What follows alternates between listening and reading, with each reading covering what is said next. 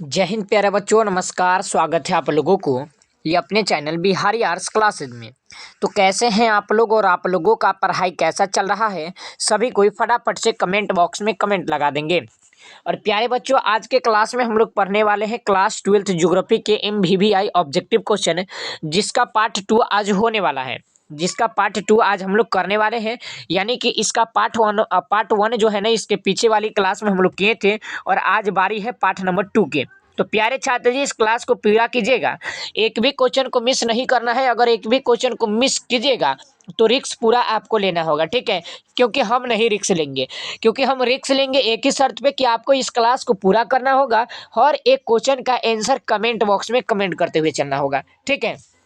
तब जा करके हम आपका जो है ना 7 से लेकर के 9 नंबर का रिक्स जो है ना ये लेने वाले हैं भाई साहब 9 मिनट के वीडियो में, ठीक है? तो प्यारे छात्र जी, इस क्लास को पूरा करना है, एक भी क्वेश्चन को मिस नहीं करना है, क्योंकि आज के क्लास आप सभी के लिए भाई साहब महातांडव होने वाला है। और ये इस क्लास से आपको 7 से 9 नंबर मिल करके जाने वाला है। अगर पार्ट 1 भी आप कर लेते हैं तो पूरा मिला करके आपको जो है ना लगभग 22 नंबर मिलेगा, पार्ट 1 और पार्ट 2 को मिला करके, ठीक है? तो चलिए छात्र जी, आइए क्लास को स्टार्ट करते हैं।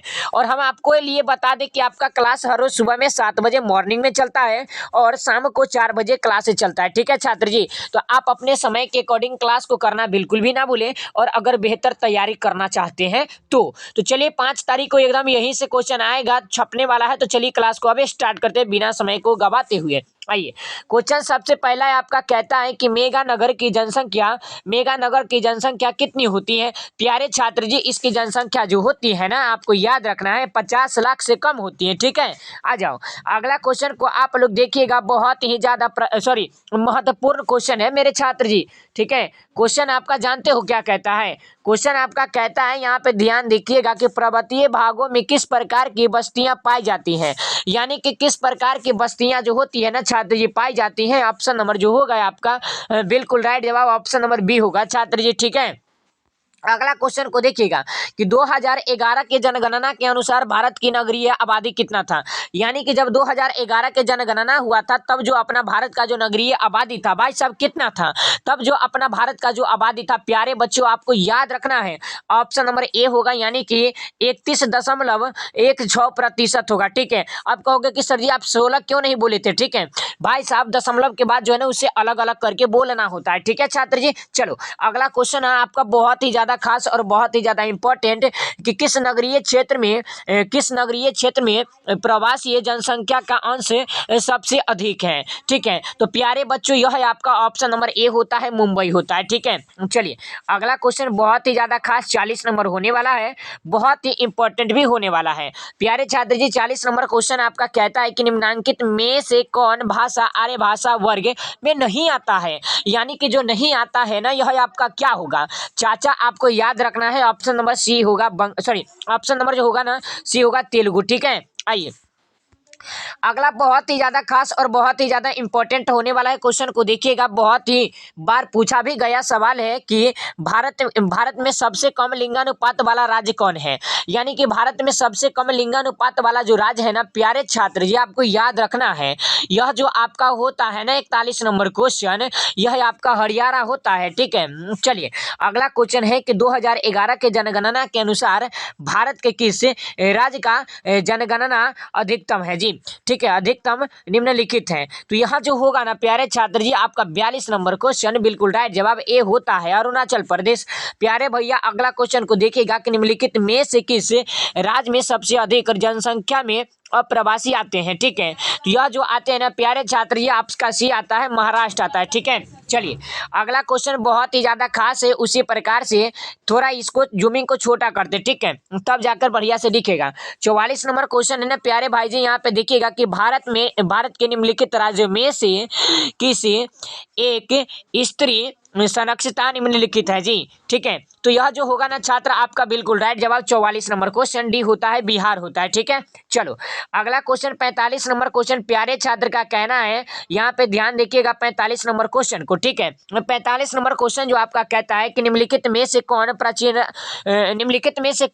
प्राचीन राजधानी नगर है जी, तो प्राचीन राजधानी नगर जो होता है ना प्यारे भैया, आपको देखना है, ठीक है। यह आपका जो होता है ना, यह आपका क्या होता है, जो प्राचीन राजधानी आपका पटना है। चलिए अगला क्वेश्चन बहुत ही इंपॉर्टेंट और बहुत ही खास उसी प्रकार से बन रहा है, जरा देखिएगा कि कौन सा शहर तमिलनाडु का मैनचेस्टर कहा जाता है। यानी कि इनमें से कौन शहर है जिसको तमिलनाडु का मैनचेस्टर कहा जाता है, तो ये आपका होगा ऑप्शन नंबर ए।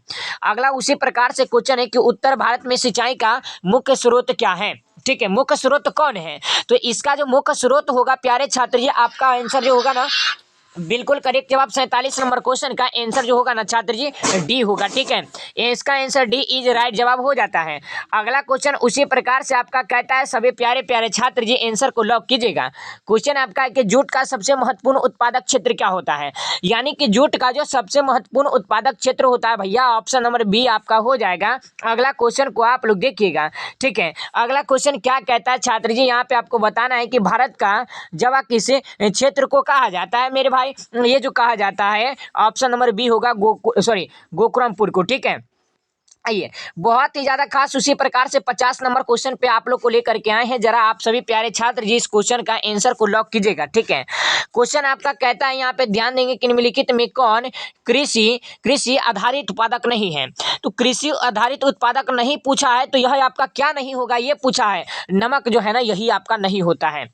अगला क्वेश्चन देखिएगा कि वैलाडीला लौह अयस्क क्षेत्र किस राज्य में स्थित है। प्यारे छात्र जी कौन से राज्य में स्थित है, चलिए जी जरा आप लोग आइएगा और इस प्यारे प्यारे क्वेश्चन का हसीने हसीने क्वेश्चन का आंसर को लॉक करके आप लोग बताइएगा। प्यारे छात्र जी यह आपका छत्तीसगढ़ हो जाएगा। चलिए अगला क्वेश्चन आपका कहता है उसी प्रकार से 52 नंबर क्वेश्चन कि निम्नलिखित राज्यों में कौन गोल्डा वन कोयला के लिए प्रसिद्ध है जी। प्यारे छात्र जी यह जो प्रसिद्ध है आपका झारखंड होता है, ठीक है। चलिए अगला क्वेश्चन उसी प्रकार से बहुत ही ज्यादा खास और बहुत ही ज्यादा इंपॉर्टेंट है कि मुंबई में सबसे पहला सूती वस्त्र कारखाना स्थापित किया गया था, क्योंकि किया गया था, इसका कारण क्या था। तो इसका कारण जो था ना भाई साहब, मुंबई का एक पतन था। यानी कि इनमें से सभी होगा प्यारे भाई जी। अगला है कि अगला क्वेश्चन बहुत ही ज्यादा खास है कि सलीम इस्पात उद्योग है, ठीक है। तो ये कौन होगा, ऑप्शन नंबर ए होगा जी, तमिलनाडु में, ठीक है छात्र। चलिए अगला है कि कोच्चि से पतन अवस्थित है। तो ये जो पतन अवस्थित है ना भैया, ऑप्शन नंबर सी होगा, केरल में है, ठीक है। आइए हम लोग आप लोगों को आगे लेकर के आते हैं। देखिएगा इस क्वेश्चन का सही जवाब बताइएगा कि निम्नलिखित में से किस वर्ष में पहला रेडियो कार्यक्रम प्रसारित किया गया था, ठीक है। तो ये जो प्रसारित किया गया था ना छात्र, आपका सी होगा, यानी कि बिल्कुल करेक्ट जवाब, ठीक है। चलो अगला क्वेश्चन को देखिएगा कि नागपुर योजना किस परिवहन में से संबंधित है। प्यारे छात्र जी नागपुर योजना जो है ना कौन से परियोजना से संबंधित है, ये क्वेश्चन का आप सभी प्यारे छात्र जी आंसर को लॉक करिएगा। और जिनका 57 का आंसर बी आता है, यानी कि ऑप्शन नंबर 20 सड़क होगा, आपका राइट जवाब है। अगला क्वेश्चन है कि संदेश का आदान प्रदान कहलाता है। प्यारे भैया संदेश का आदान प्रदान जो आपका कहलाता है, यह आपका संचार कहलाता है। अगला क्वेश्चन को देखिएगा कि निम्नलिखित में से कौन सा पतन पूर्वी तट पर स्थित है। यानी कि इनमें से कौन पतन है जो पूर्वी तट पे अवस्थित है। तो ये आपका जो है ना छात्र जी, चेन्नई जो है ना यही होगा।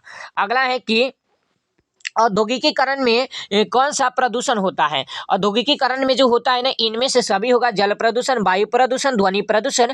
प्यारे भैया option number D is right जवाब। अगला क्वेश्चन को आप लोग जरा लॉक कीजिएगा और इस क्वेश्चन का हंसते हंसते आंसर को भी बताइएगा।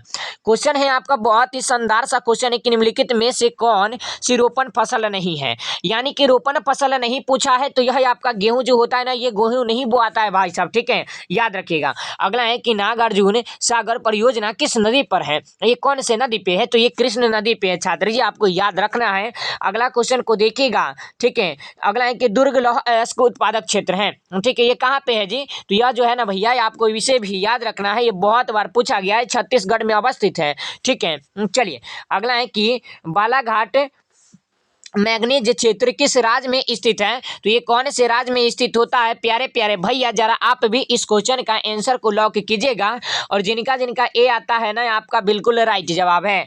अगला है कि रत्नगिरी भारत के किस राज्य में स्थित खनिज क्षेत्र है? तो इसका खनिज क्षेत्र जो होता है प्यारे भैया ऑप्शन नंबर आपका बिल्कुल राइट जवाब डी आपका हो जाएगा। और अभी तक क्लास को आप लोग लाइक नहीं किए, जल्दी से क्लास को लाइक कर लीजिए। जो भी चैनल पे नए हैं प्लीज चैनल को सब्सक्राइब करके ऑल पे क्लिक कर लीजिए, ठीक है छात्र जी, जिससे हर क्लास का नोटिफिकेशन सबसे पहले आप तक पहुंचे और आप हर रोज अपना तैयारी को बेहतर से बेहतर कर सकें।